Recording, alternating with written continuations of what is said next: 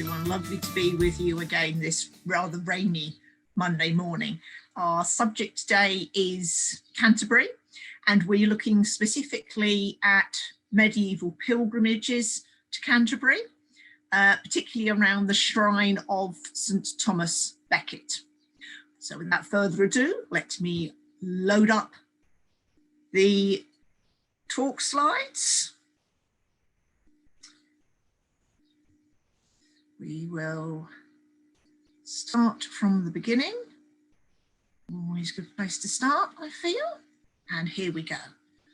Welcome to today's talk, Pilgrimage to Canterbury, Saints, Tales and Souvenirs.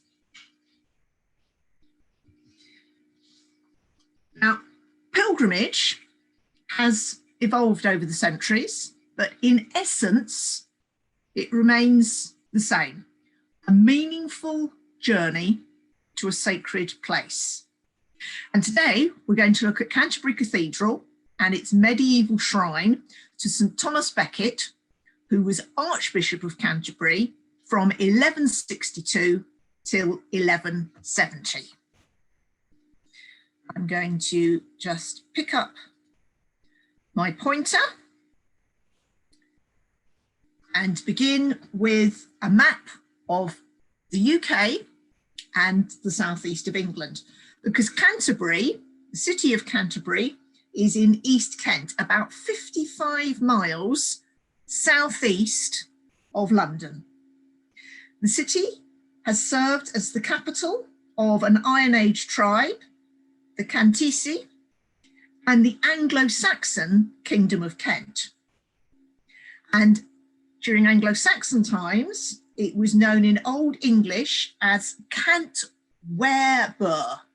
meaning stronghold of the Kentish people, which developed into the present name of Canterbury.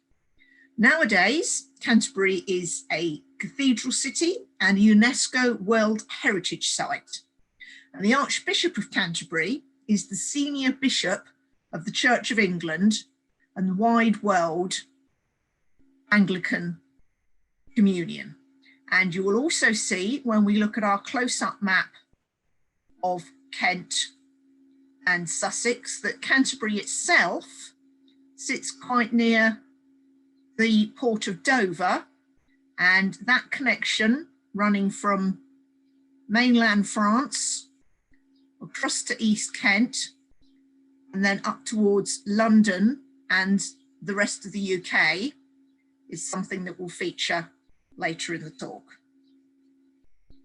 Canterbury Cathedral is the mother church of the Anglican Communion and the seat of the Archbishop of Canterbury. And the development of Canterbury as a centre of Christian faith in England began during the reign of Ethelbert, who was himself Anglo-Saxon King of Kent.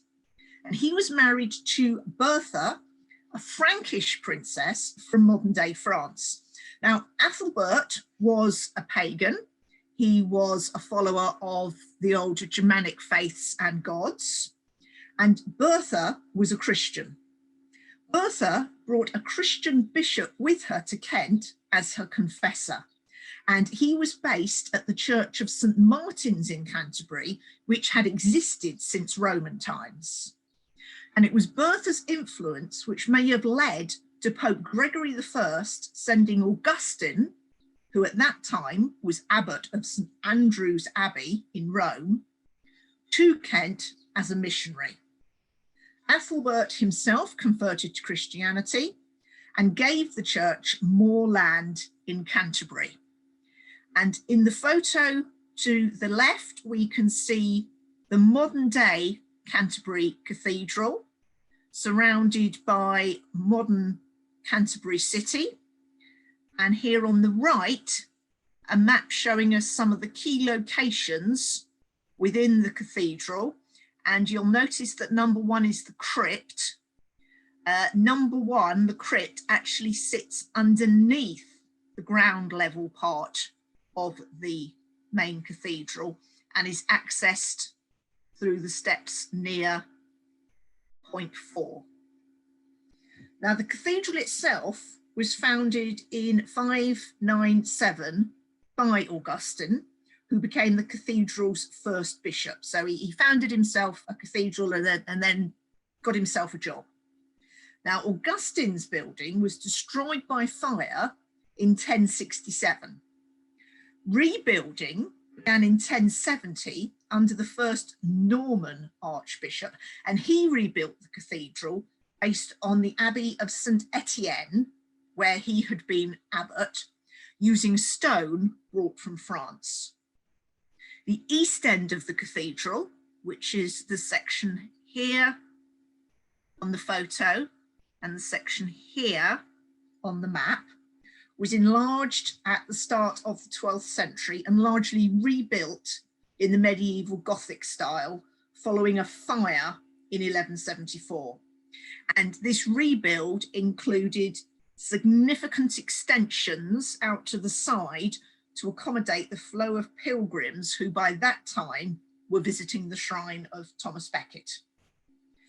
The Norman nave, so the central part of the cathedral, and the transepts, the side parts, survived until the late 1300s, when they were demolished to make way for the present structures. And in 1504, the cathedral's main tower, the Bell Harry Tower, was completed, ending 400 years of building. And archaeologists and church historians have discovered limited remains of the original Anglo-Saxon structure, mostly in the central part of the present cathedral and underneath what is now the medieval nave.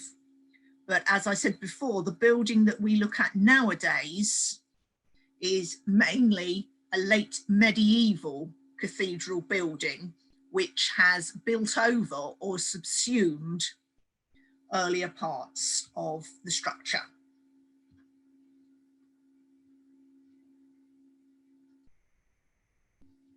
So who was Thomas Becket? We've just mentioned that pilgrims were flocking to his shrine, necessitating extensions to the cathedral building. Well, Thomas Becket, who you may also hear as Saint Thomas of Canterbury, Thomas of London, or Thomas à Becket, was born around 1120 in Cheapside, London, to Gilbert and Matilda Becket, a merchant family who had moved to London from northern France. Thomas worked as an ecclesiastical clerk and was Archdeacon for Theobald, Archbishop of Canterbury, before attaining wealth and power when King Henry II promoted him to Lord Chancellor and then the Archbishop of Canterbury in May 1162, following the death of Theobald. And here we have a coin showing Henry II holding a scepter and wearing a crown, and it is inscribed Henry Rex, a portrait of him facing forward, and on the back of the coin we have what is known as a Jerusalem cross, and round the edge the name of the moneyer who struck the coin, and the name London, actually represented by L-U, looks like a V to us, L-U-N, because this coin was struck at the Mint in London during Henry's reign. And despite their initial friendship, Thomas came into conflict with Henry II over the rights and privileges of the church. And fearing for his life, he fled to France, where he spent 6 years in exile. In December 1170, Thomas returned to England, having been assured by Henry that his rights as Archbishop of Canterbury would be respected. However, on his return, Thomas excommunicated the Archbishop of York and several other English bishops who he felt had sided with the king against him. Henry was furious And at Henry's Christmas court in Normandy, 4 knights witnessed the king raging against Becket and his actions and hatched a plot to bring the archbishop to the king. The knights sailed for England and then made their way to Canterbury Cathedral, intending to arrest Becket. But the public confrontation between the knights and Becket on the 29th of December ended in murder. Just over 2 years later, in February 1173, Becket was declared a saint by Pope Alexander III. After Becket's death and his canonization, collections of letters were compiled relating to the conflict between Thomas and King Henry. And the largest of these was assembled around 1176 by Alan, Abbot of Tewkesbury. And it contains the earliest known representation of Becket's murder, which we can see here to the left, which illustrated a letter from John of Salisbury, an eyewitness to the event. And in his account, when the 4 knights arrived at Canterbury Cathedral, Becket was in the Archbishop's palace. And this image here at the top probably represents Thomas in his quarters taking a meal, it being the evening of the 29th of December. They attempted to arrest him. We see them standing outside, waiting for Thomas to emerge so that they can arrest him and take him back to France, but he refused. And he was persuaded by his fellow monks to take refuge in the cathedral. He went through to the main cathedral building, but the knights pursued him with swords drawn to confront, attack, and then kill Thomas. And here we see Thomas's death, his murder, in front of the high altar in the cathedral. You'll notice there's a little chalice on the cathedral altar. That appears in other representations as well. And you will also notice that there are some monks hiding under part of the altar. And this occurs in another account of the murder. The other manuscript we see on this screen is the Martyrdom of Saint Thomas, which is an illustration in an illuminated Book of Hours. And a Book of Hours was a Christian devotional book with texts, prayers, and psalms intended for quiet personal reflection by the owner. This particular Book of Hours was created in Bruges, Belgium, in the early 1460s and illustrated by William Vaillant. It's now held by the Getty Museum, Los Angeles. The person who commissioned this book may have been a member of a large community of foreign merchants living in Bruges, or perhaps a patron who lived in England but was aware of the exceptional work of the illuminators working in Bruges at that time. And we see here in the single picture on this page, the moment where Thomas has gone into the cathedral to the main altar, pursued by, here we see 1, 2, 3 of the knights with their swords drawn, ready to confront him, and by his side, one of the monks who accompanied him into the cathedral to help him escape. Now, during the Protestant Reformation, which was when the main faith of England moved from the Roman Catholic faith and a church headed by the Pope in Rome to the Church of England headed by Henry VIII, king at the time. During the Protestant Reformation, the Becket shrine at Canterbury was destroyed, and Henry VIII ordered that all mentions of Becket's name should be obliterated. And if you look carefully underneath the illustration, you'll see some of the text has been erased, has been rubbed off in an attempt to remove these sentences and these words from the main body of the text. And it is probable that this was a result of Henry's decree. And they indicate that the book was in England after 1532, when Henry VIII broke with Rome. Now, the medieval shrine, which was set up to mark the spot where Thomas was murdered, stood in the Trinity Chapel at Canterbury Cathedral, directly above Becket's original tomb in the crypt. It was destroyed in September 1538, and the treasures confiscated by Henry VIII as part of the English Reformation. And there's been a lot of debate about its exact appearance.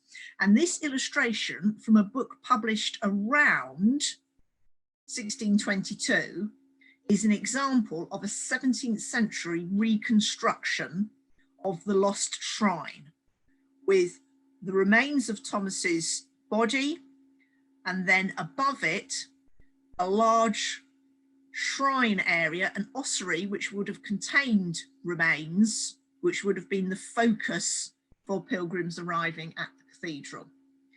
And in 2020, the University of York produced a digital reconstruction, which we can see here to the right, which is the latest suggested reconstruction of the shrine as it once stood in Trinity Chapel.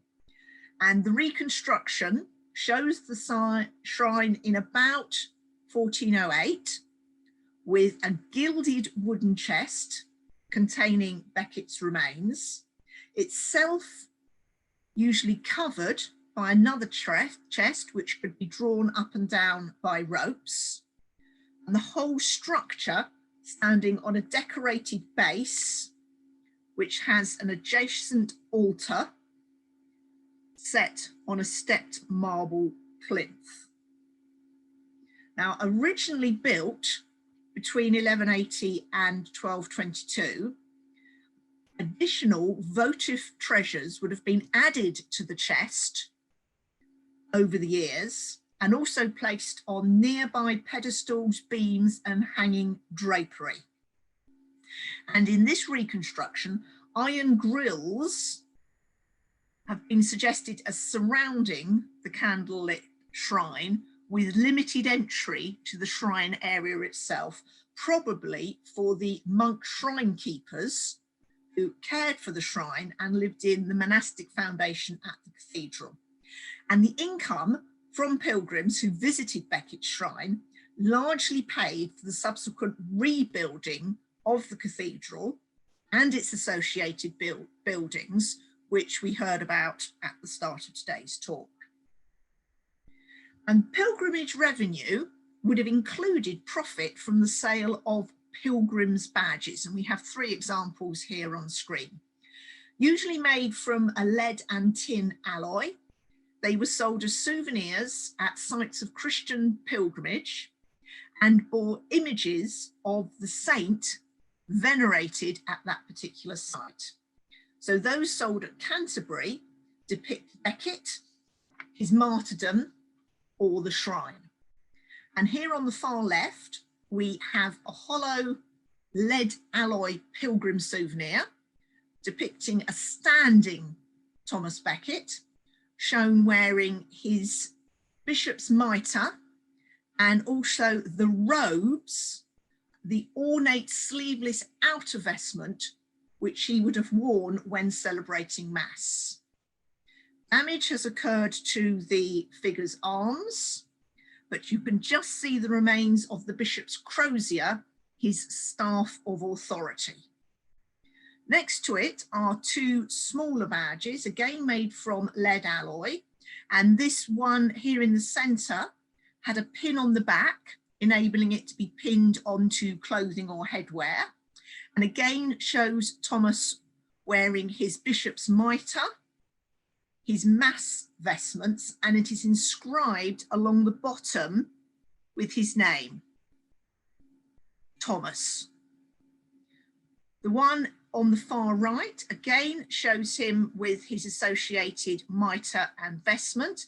This time he has his hands clasped in front of him, and it is inscribed along the bottom, this time with the name Thomas, but if you look carefully, you can see just at the beginning, there is an S with a little dot to separate the S and the T, and this inscription stands for Saint Thomas. And these badges would have been purchased by pilgrims at the cathedral and then taken away with them on their return journey. Now, the martyrdom itself was also frequently represented in the centuries after Thomas's death. And on the left, we have what was a pilgrim's flask. We can just see one side of it. It's quite badly damaged, but originally it would have been a small container filled with holy water or oil. And it has a scene on the front showing the martyrdom of Becket. You see him here kneeling before the altar. He's shown with a single knight standing behind him with his sword raised, and you can see one of the chapel lamps hangs above them. And it's also marked with its British Museum number, and anyone who's heard me speak about British Museum numbers during our previous talks, you'll know that British Museum numbers are an excellent way to work out when an object arrived in the British Museum collection. And on this occasion, we can see from its museum number that it arrived in 1891 in April, on the 18th of April, and it was the 22nd object that day to be added to the medieval collections at the British Museum. On the right, we have an alabaster panel. This is quite late medieval. It dates to about 1450 to 1500. And again, shows Becket kneeling before the altar. Once more, we have the chalice shown on the altar. We've got the armed monks, the armed knights standing behind him, two of them striking him, going towards his head with their swords. And on this occasion, we have another monk who we know is Edward Grimm, standing next to the altar and next to Becket during the attack. Now, Edward Grimm is shown here holding a cross and a book. He was a monk from Cambridge who was visiting Canterbury Cathedral on Tuesday, the 29th of December, 1170, the day that Becket was murdered. He later published a book, The Life of St. Thomas, in about 1180, in which he gave an eyewitness account of the events. Now, Grimm was with Becket in Canterbury Cathedral and stood with him during his altercation with the knights. He attempted to protect Becket from their attack, during which his own arm was badly injured by a stroke aimed at Becket.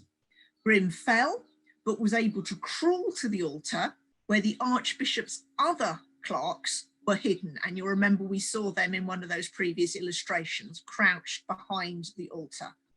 Now, the focus of the scene is the saint's head, which became an object, the remains of his skull became an object of pilgrimage in their own right at the cathedral. You can see that the swords are all directed towards the head. Also, there is a focus on his hands, which are shown extended in prayer and which themselves point to the chalice on the altar, a symbol of Christ's sacrifice, in the same way that in this panel, Thomas Becket is seen to be sacrificing himself with his attempts to stand up for the rights and privileges of the church against the the power of the monarch as embodied by Henry II.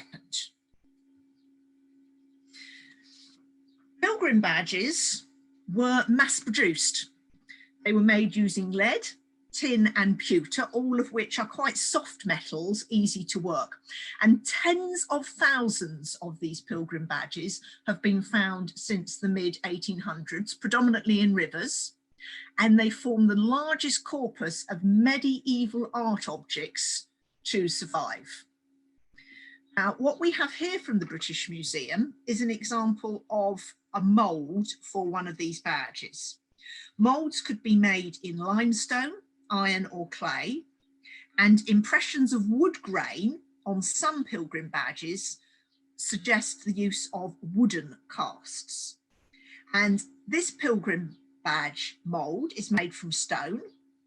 It measures 8.5 centimetres wide by 9.6 centimetres tall, so it's quite a small cast, and it features a bishop, presumably Thomas, on horseback, wearing a mitre and holding his bishop's crozier, with an attendant holding the reins of his horse. And between the horse's legs stands a small dog wearing a collar, so presumably one of Thomas's hunting dogs. It dates from the 1300s, and opposite you can see a modern impression made from the mould using a thin lead alloy sheet. And as you can see, the final pilgrim's badge appears in reverse once created, so you get a reflected image from the mould, and creates a raised relief impression. And along the bottom, this strip here of dots is possibly one of the guiding lines that would have been used to cut out the badge from the backing sheet to create an individual pilgrim's badge for sale at the cathedral.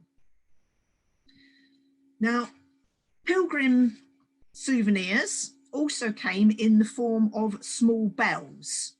Here we have two small bells sold at Canterbury Cathedral.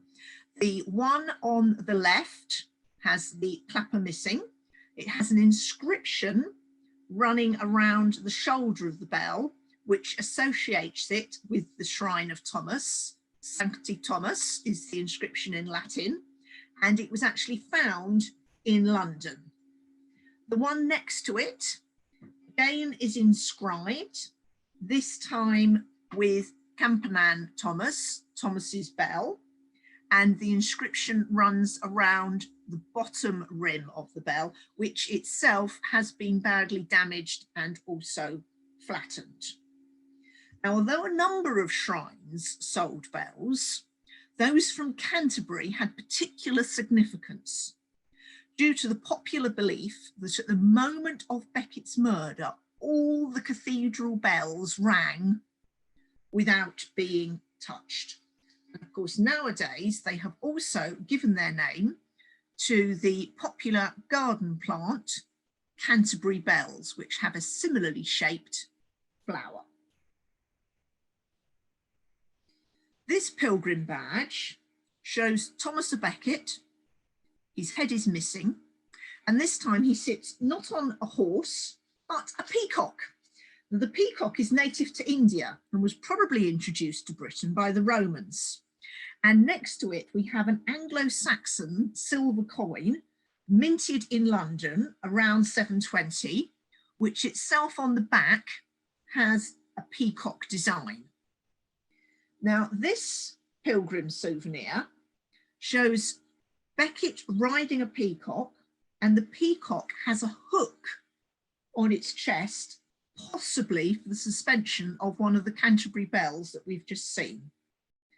The bottom is a cylinder, a collar, which has holes in it, possibly suggesting that this was itself meant to be fixed as a mount on the top of a wooden staff. So it might have been brought by a pilgrim in Canterbury, then fixed to the top of their wooden walking stick and taken back home to London.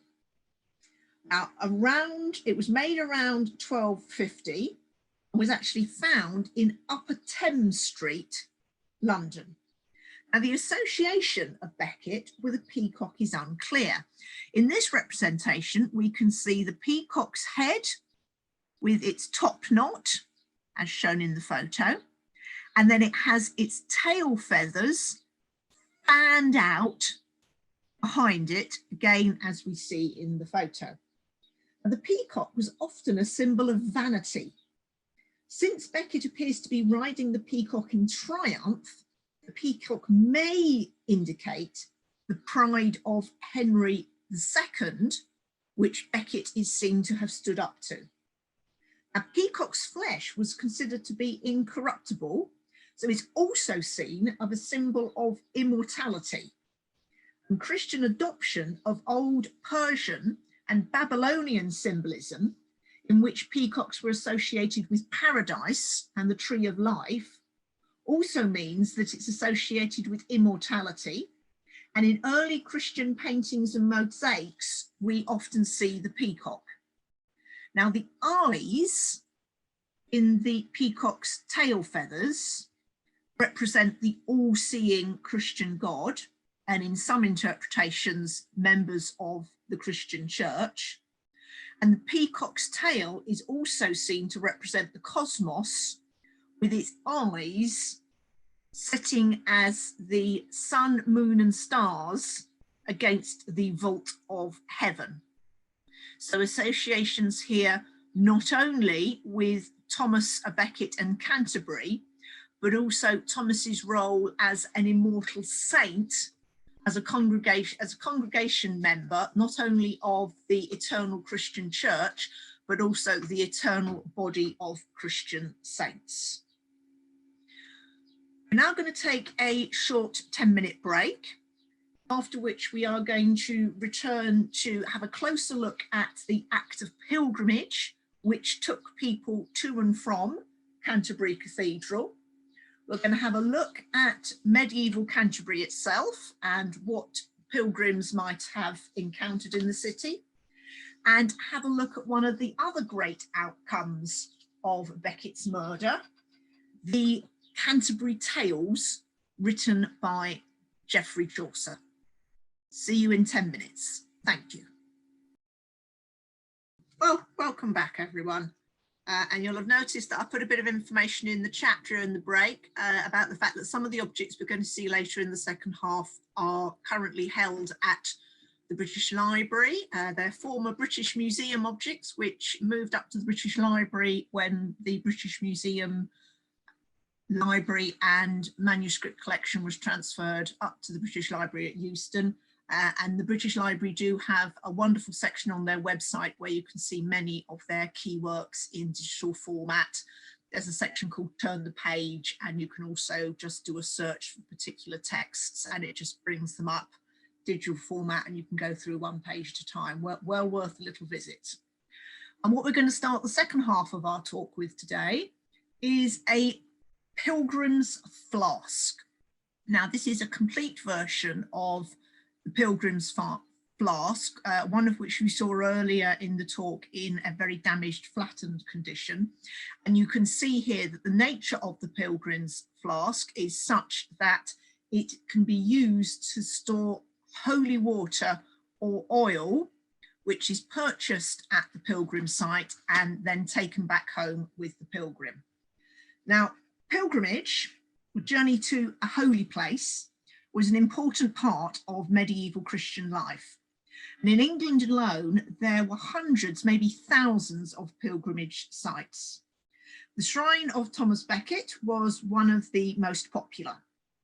Pilgrims saw shrines as special places where they could establish a connection with the divine, which would provide healing, help with a life problem, or offer relief from the burden of sin. And this hollow cast tin pilgrim flask, made in the 13th or 14th century, would originally have been filled with holy water or oil, blessed by one of the priests or monks at Canterbury Cathedral, and then sold to a pilgrim to be carried home. On the neck, we have two little metal arms, possibly used for attaching or stitching it onto something, a garment perhaps. And one end depicts Becket enthroned in heaven, and on the other are scene of his martyrdom with Becket here facing his attacker, who raises his sword towards Becket's head to deal the final murderous blow. And it was found in soil removed from the site of a lorry park, which was being laid out at Billingsgate in London. So again, another one of these many pilgrim souvenirs that have been found in London, which represent a direct link between people in medieval London travelling to Canterbury, visiting the shrine, and then bringing a souvenir, be it a badge or a flask, back to home in London. Now, following the removal of Becket's relics to a new shrine in the cathedral on the 7th of July 2020, you remember we said before that originally he was buried in the crypt before being moved to the ground floor of the cathedral and the Trinity Chapel. The date of the removal of his relics to their new home became a feast and the most important time for pilgrims to visit Canterbury, although pilgrimage was common throughout the months of April to September when the roads were less muddy. Some pilgrims travelled by foot, while others could afford to ride on horseback. The road between London and Canterbury was the most popular route. London was where Becket had been born, and he was the patron saint of the city. London was also an important crossing point for the River Thames, so pilgrims from all over England would gather in Southwark, south of London Bridge, to then make the journey to Canterbury in groups. And in the later medieval period, the route was so popular with pilgrims travelling from London that horses could be hired for set prices along the way. And this is the road that Chaucer's pilgrims took in his Canterbury Tales. In addition, travellers would pass through Canterbury on business or on their way to and from the continent via the ports of Sandwich or Dover. And it was normal to pray or give thanks for a safe journey at Becket's shrine. Becket was a popular saint across the whole of Europe, and there are records of pilgrims coming from France, Germany, Italy, Iceland, and Hungary to visit his shrine at Canterbury. Now, our next object is a reliquary, which was itself made on the continent. Now, a reliquary is a container for sacred relics.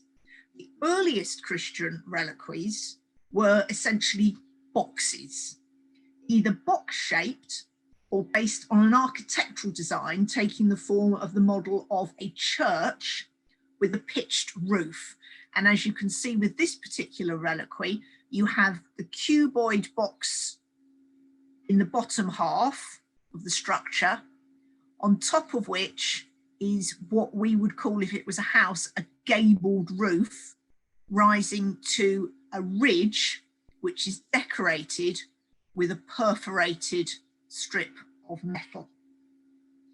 Now, typical examples from the 12th to 14th century have a wooden framework with copper plaques nailed on and decorated with gilt and enamel. And you can see that on this particular example, we can see the gilt, the gold leaf, which has been added onto the copper plate. We can see the coloured enamelling, the glass enamelling, and we can also see the rivets where these individual decorated plates are attached to the underlying wooden frame, which gives the reliquary its shape. Now, this reliquary was made around 1200, and it's one of a large group of reliquaries produced in central France immediately following the martyrdom of Becket. It's got 4 cube-shaped legs and a gable-shaped top with a ridge. And the front shows the murder of Thomas Becket. Now, by now, you will be getting very good at deciphering these scenes. So we see here the high altar at Canterbury with the chalice. Before it, we see Thomas Becket. This time again, he is facing his attackers, as we saw in the last scene. We have two of the four knights who have run into the cathedral after Becket. Both of them have their swords drawn, and one of them is striking towards Becket's head. And it was the blows to his head which led to his death.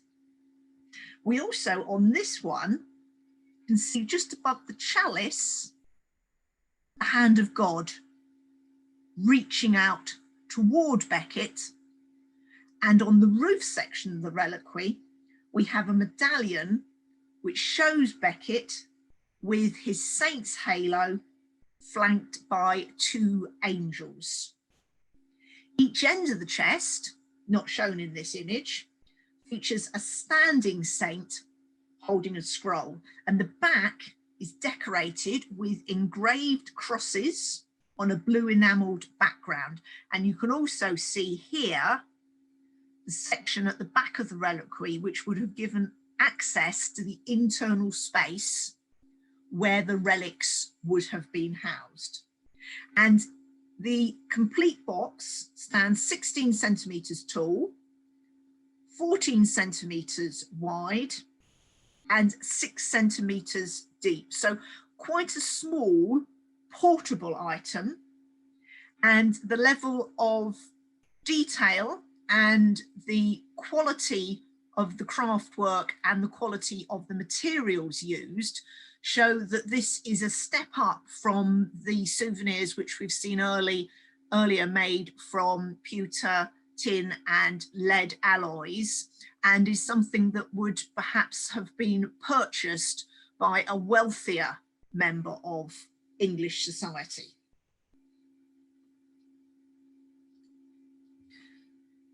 Here we see a map of Canterbury, and we know that around 1450 there were about 3,000 people living in Canterbury, many working in jobs connected with pilgrimages to Becket's shrine.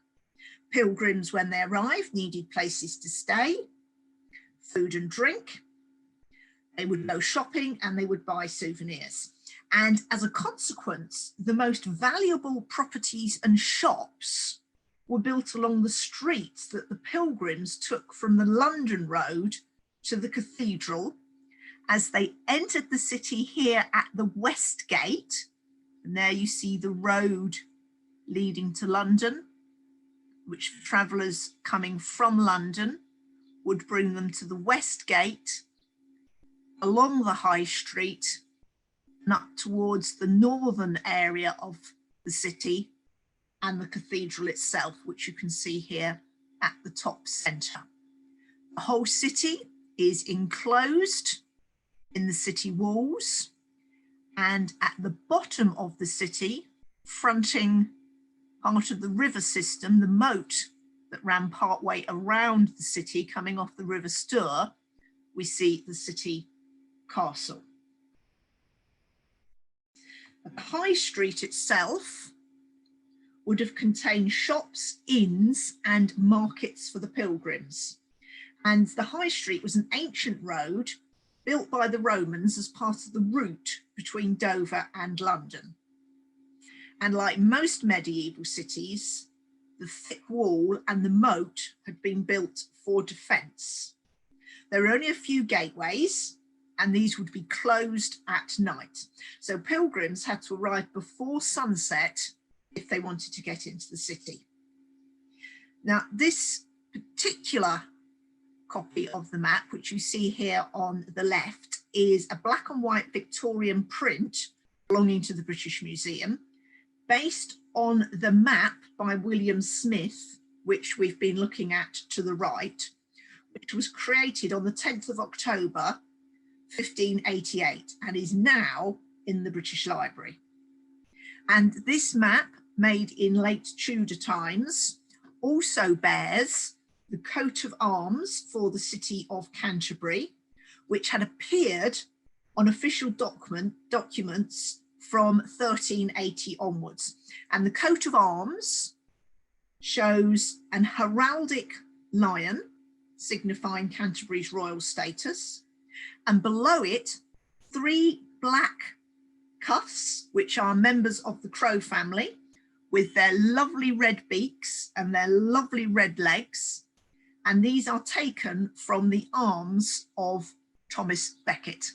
And you can also see that the map contains a little key, and down at the bottom we have areas of the city numbered, such as number 2, the marketplace, obviously the cathedral itself, and then other churches in or near the city, such as St John's, north of the city walls, and then down here in the south of the city, we have the Church of Our Lady. And then over here, St Mildred's.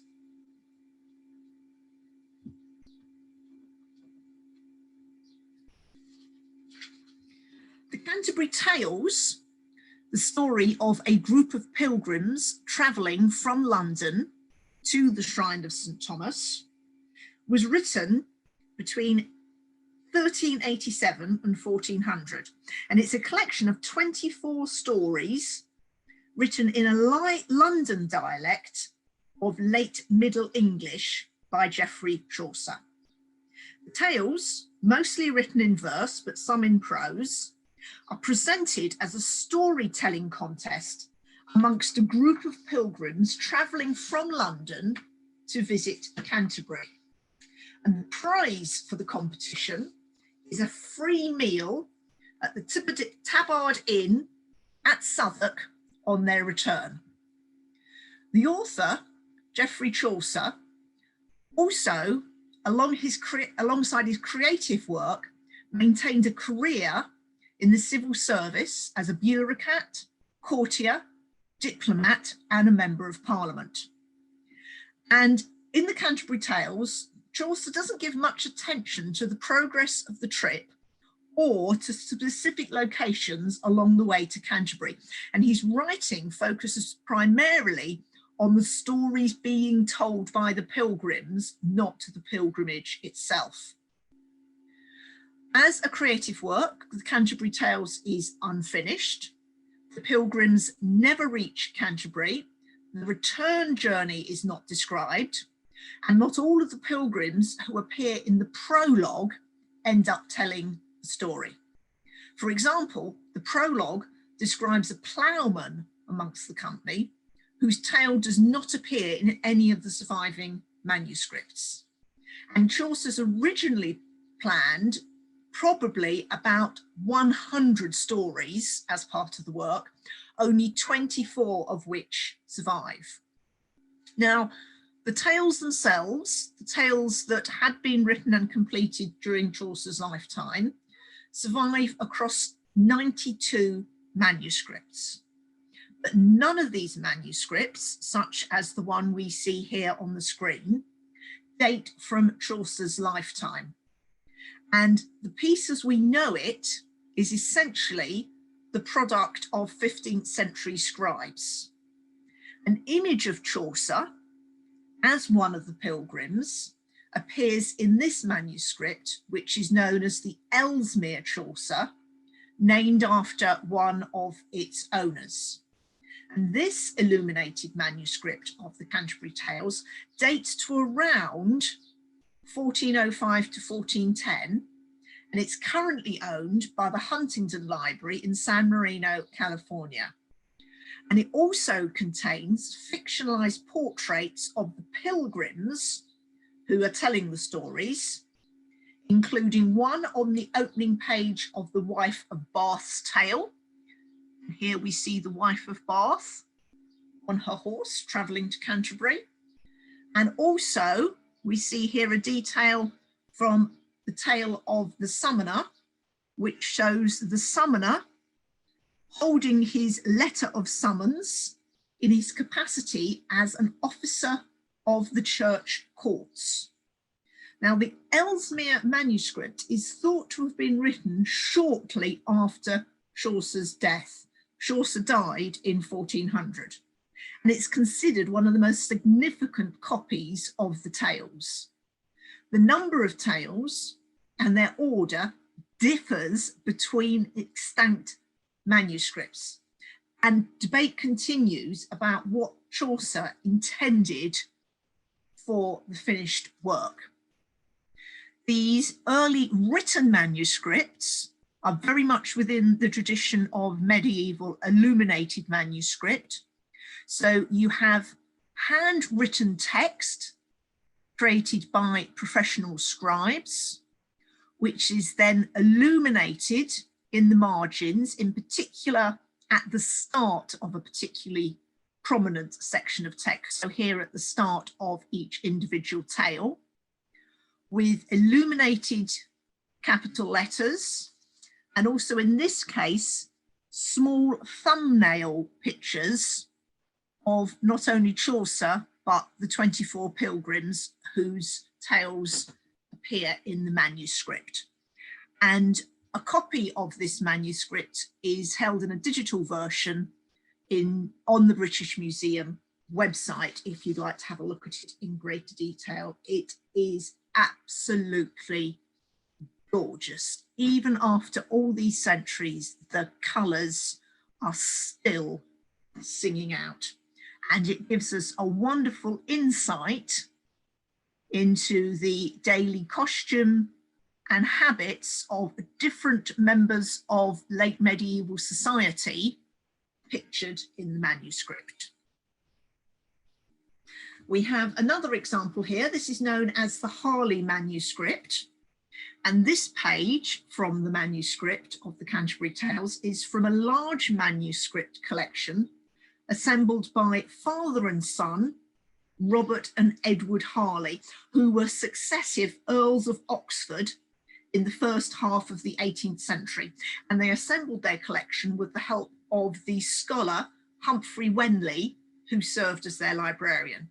Now, 12 years after Edward Harley's death in 1741, the Countess of Oxford and her daughter sold the Harley Library to the nation, and it became one of the 3 founding collections of the British Museum Library, which, as we know, was then transferred to the British Library, where the manuscript is housed today.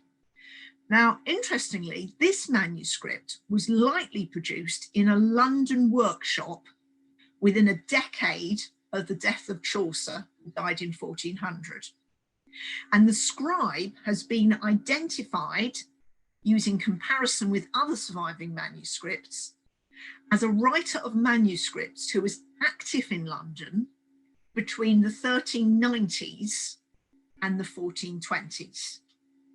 It's decorated in the margin with red, blue, pink and green pigments, and gold leaf is used on the borders and the initials. And it obviously represents a commission for a wealthy patron. And what you will also see is interesting is that within the text, as well as using black ink, the scribe also made use of red ink at particular points in the text, and red ink was used almost as a form of punctuation within illuminated manuscripts, as a way of marking in particular the end of one particular section of text and the start of the next, which again is signalled on this occasion by an illuminated capital, signifying the start of the next tale in the sequence of Canterbury Tales. This copy of the Canterbury Tales is written in a script known as Gothic cursive, and it was given to Elizabeth, Queen of England, consort of Edward IV, during her crossing of London Bridge into the City of London for her coronation in 1465. It passed into a number of private collections before being presented to the British Museum by George II in 1757 as part of the old Royal Library. And you know exactly what I'm going to say next, which is that, of course, it then transferred to the British Library, where it lives today. Now, the popularity of the tales led William Caxton to choose it as his first major piece of printing after setting up his workshop in the grounds of Westminster Abbey, London, in 1476. And it is generally accepted as the first substantial book to be printed in the English language in Britain, and was so popular that Caxton produced a second edition in 1483. And you'll see on this particular manuscript, which looks less richly decorated than previous examples, although we can see an example of an illustrated capital letter. We can see red illustration running down the margin. We can see the use of red script to signify the ending of a tale.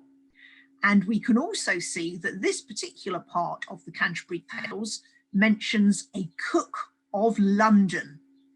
And if we look here, the beginning of the story, the cook of London, while the reeve spoke, was so happy, joyous, he thought the reeve scratched him on the back. So what we see here is an example of late Middle English, a dialect of Middle English spoken in London and the southeast, which then gradually evolved over time to become the modern English, which we speak today, and which itself, of course, continues to evolve as new words and new spellings and new accepted forms of grammatical structure enter the language. Well, I hope you've enjoyed our time today, and you may be interested to know that the British Museum currently has an exhibition on Becket. So if you'd like some more detailed information about Becket, his murder, and Canterbury Cathedral and the subsequent shrine and pilgrims who visited, either visit the exhibition at the British Museum. You do have to buy a ticket, so you might also be interested if you go onto the British Museum website about the exhibition pages, which contain more information, and also what the curators, Naomi Speakman and Lloyd De Beer, have written a blog on the British Museum website with more information about the exhibition. Thank you very much. Thank you, Katharine. So the first question is, the cult of Thomas Becket. It's not only an English cult, is it? It extends outside of England. Can you talk a little bit about the rest of the world and their kind of fascination with Becket? When Becket was murdered, he was canonized by the Pope, created a saint in an extremely short amount of time. His canonization came just over 2 years after his murder, and that was quite unusual, even in the medieval world. In addition, news of his murder sent shockwaves around Europe. What was seen at the time as the judicial assassination of a leading church figure by the king was an act which shocked Europe, shocked not only the church in Europe, but also shocked society across Europe. And I think it was this newsflash element of his murder that started to create this Europe-wide basis for the popularity of his cult. There were already saints in Canterbury before the death of Thomas, and there were lots of local saints across both the United Kingdom and Europe. But it was the fact that the news of his murder was transmitted so quickly that he was canonized so quickly, and that the circumstances of his martyrdom was so shocking, which really gave him, you could say, that leg up in the saintly saints of Europe. I think also we need to remember that at the time when he was murdered, we're pre-Reformation, so we're talking about a single Roman Catholic community across the whole of Europe, who would not necessarily have seen Thomas Becket, as he was later known, as a purely English saint. He would have been seen part of the wider Catholic community of saints, and as such would have joined saints who we know had popularity across the whole of Europe, such as St. Martin. We mentioned right at the beginning of the talk that St. Martin, who was an Italian-based saint, had a church in Roman Canterbury.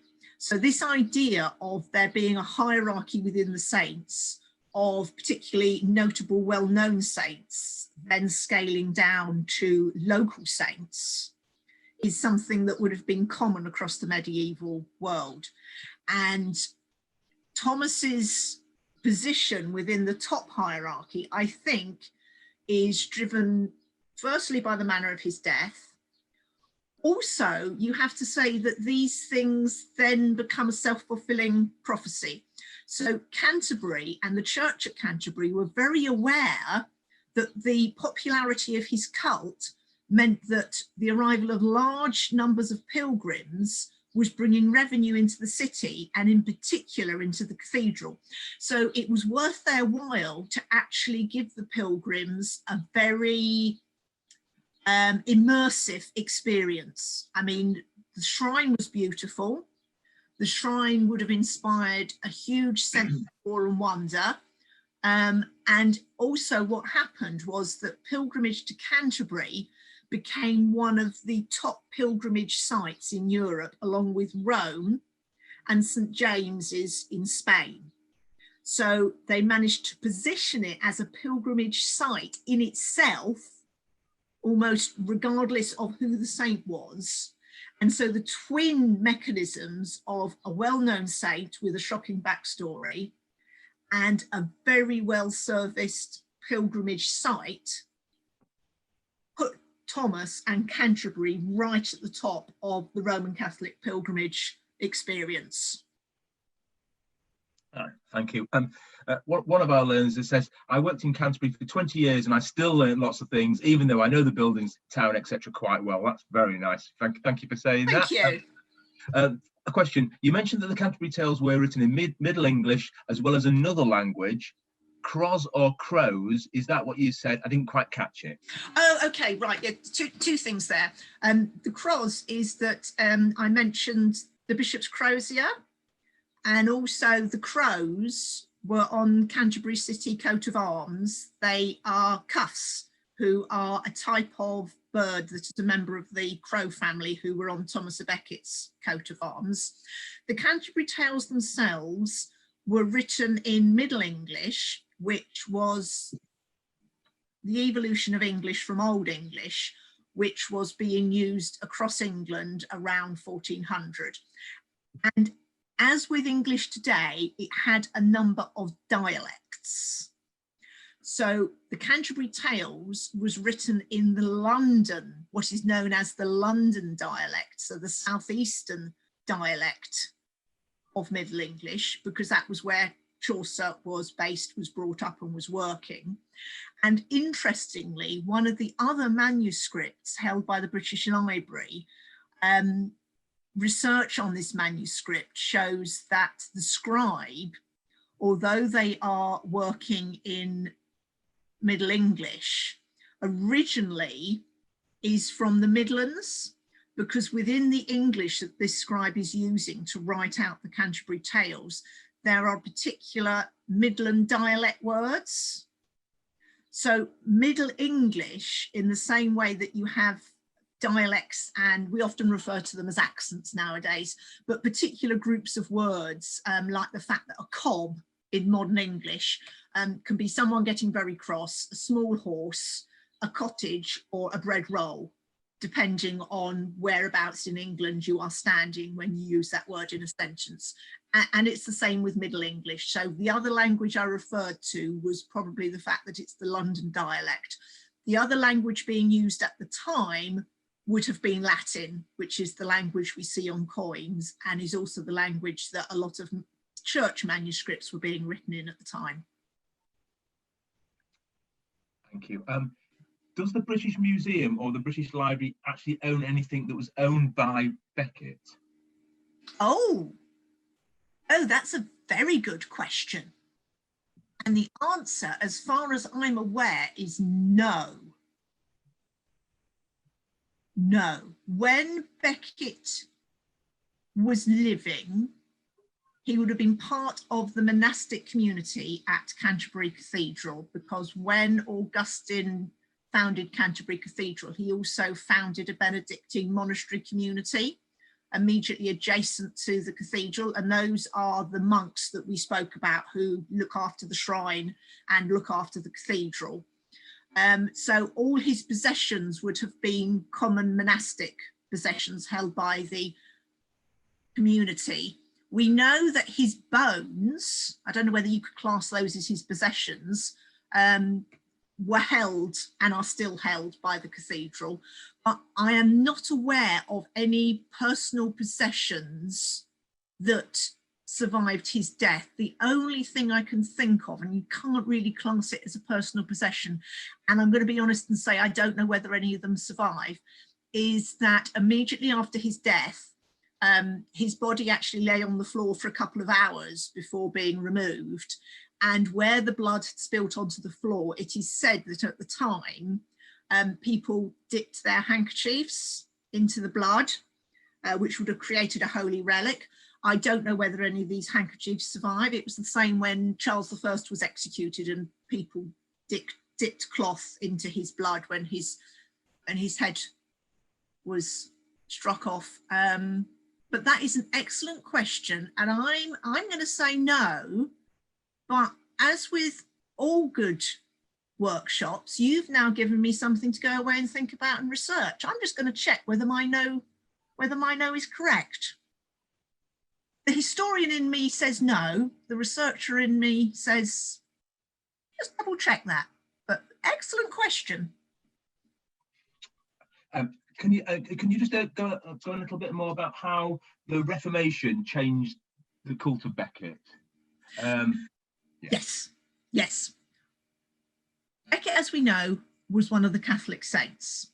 And when Henry VIII decided that he wanted to divorce Catherine of Aragon, the fact that the sitting Pope at the time would not allow his marriage to be annulled, he put in an application for the marriage to be annulled initially, and this was rejected by the Pope. Henry was then advised that one way round this would be to establish his own church so that in effect he could grant his own annulment or his own divorce. This meant that England remained Catholic, but it was like Catholic light, because what happened was the Pope was downgraded to the Bishop of Rome and Henry was elevated to head of the church in England. And as part of this, Henry had to be seen to make some breaks with the existing practices of the Roman Catholic Church. We know he continued to attend Mass, but one of the things that happened was that he dissolved all the monasteries. And one main driver, which is often spoken about, is the fact that the monasteries, the Roman Catholic monasteries and churches in England at the time, owned a huge amount of land and a huge amount of wealth. And by dissolving them, by closing them down, Henry was able to transfer that wealth from being held by the church to being held by the crown. And what he was also able to do was to transfer some of that land to the aristocracy, which is why a lot of country houses nowadays are often something abbey, because they were former monasteries that then were given out to Tudor nobles and supporters of Henry. As part of this, what he had to do was to outlaw and ban the cults that supported the shrines and the monasteries that he was closing down. So if he wanted to destroy Thomas Becket's shrine and take all the treasure from the shrine back to London, where it was housed in the Tower of London, he had to say there is no cult, because if there is no cult, then there is no reason to have a shrine. And I'm not attacking somewhere holy. I am attacking something which no longer exists, which has no meaning. So he outlawed in England what was called the cult of Thomas Becket. It was not outlawed in Europe. And this is why we think that that line referring to Thomas and naming Thomas in that manuscript was erased, because what the cult now was an outlawed story, belief that Henry did not want to continue under the Reformation.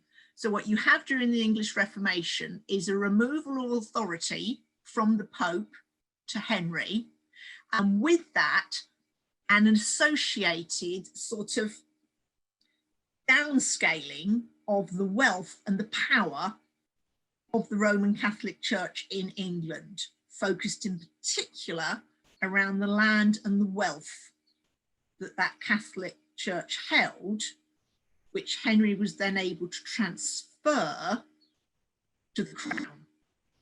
So the English Reformation operates on several different levels. It operates on a personal level because of the divorce. It operates on a spiritual level because of the growing move towards the Protestant Christian faith across Europe and indeed in England at the time. And it also operates on an economic level because it enables a transfer of wealth from the church to the crown. Does that help, or is there another specific aspect? I think that's very thorough. Thank you. Thank you. Someone has just said, I was told the birds are pronounced chuffs with a CH. I hope I've got that correct. Yes. I work for the council, it's on their coat of arms. Yes. Someone said, thank you. Amazing the souvenirs were already being sold in churches so long ago. And I think that's all the questions. So I think I just want to say thank you, Katharine. Thank you. Just got a quick question. What happened to the knights who murdered him? There were 4 knights. They were French, and they went back. They went into exile. They went back to France, and that is another very interesting question. I don't believe that anything specifically happened to them in terms of them being taken to court. They wouldn't have stayed in England. They would have gone back to the Normandy holdings of the English crown at that time. So would have gone back to France sort of as judicial refugees. But I'm not aware that any of them were punished in any way in terms of having title or wealth taken away from them. Another question for me to micro research. I love a bit of micro research. Thank you. So that concludes our talk today. We're back in a couple of weeks' time. I just want to say thank you to Katharine. I thought that was amazing. I really enjoyed that talk. Thank you. See you all in a couple of weeks. Thank you. Have a lovely rest of your Monday. Bye-bye.